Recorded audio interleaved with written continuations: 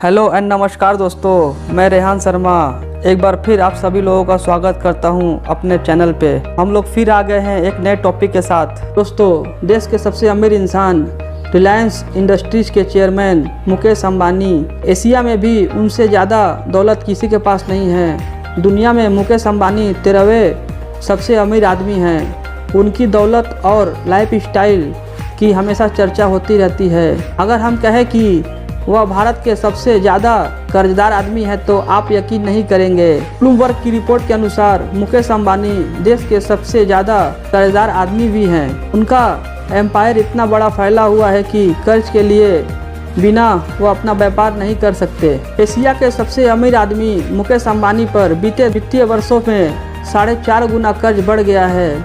अगर आंकड़ों की बात करें तो मुकेश अंबानी की कंपनी रिलायंस इंडस्ट्री पर 2010 में कर्ज 64,606 करोड़ रुपए था, जो 2018 में बढ़कर 2,87,505 करोड़ रुपए हो गए। जानकारों की माने तो पूरे देश में किसी भी कंपनी पर इतना कर्ज नहीं है कि जितना मुकेश अंबानी की कंपनी रिलायंस इंडस्ट्री पर है। लेकिन इस कर्ज के माध्यम से देश में नई नई इंडस्ट्री की स्थापना हुई है, जिसकी वजह से देश में रोजगार पैदा हुए हैं।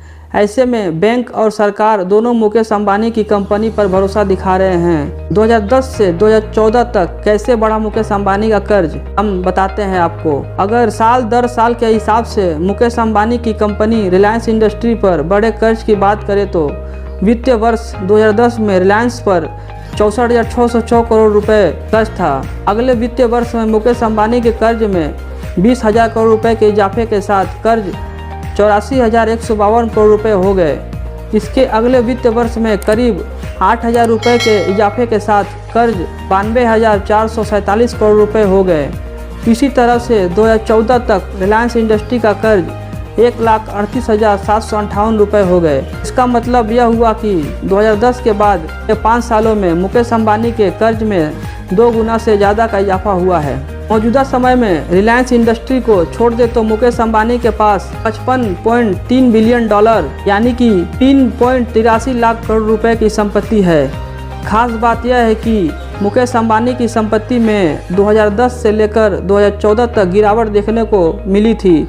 उसके बाद 2015 से लेकर 2019 तक मुकेश अंबानी की संपत्ति में बेतहाशा वृद्धि देखने को मिली है। आने वाले दिनों में Mukesh Ambani e commerce sector में कदम रखने जा रहे हैं। ऐसे में उनकी संपत्ति में तो इजाफा होने की उम्मीद लगाई जा रही है, वही कर्ज में भी बढ़ोतरी देखने को मिल सकती है। वही बात आखिरी 5 सालों की करें तो 2015 में 2014 के मुकाबले करीब 22,000 करोड़ रुपए कर्ज का इजाफा हुआ, जो बढ़कर 1,60,863 करोड़ रुपए हो गया। इसके बाद कर्ज में 20,000 करोड़ रुपए का और ज़्यादा इजाफा हुआ। वित्तीय वर्ष 2019 में मुकेश अंबानी की कंपनी रिलायंस इंडस्ट्री पर 2,87,000 करोड़ रुपए का कर्ज हो चुका है। 2015 में इस कर्ज में 1.78 गुना की वृद्धि हुई थी। दोस्तों, आपको पता चल गया होगा कि एशिया के सबसे अमीर आदमी भी कर्ज के तले दबे हुए हैं। यह जानकारी आपको कैसी लगी, हमारे कमेंट बॉक्स में बताएं।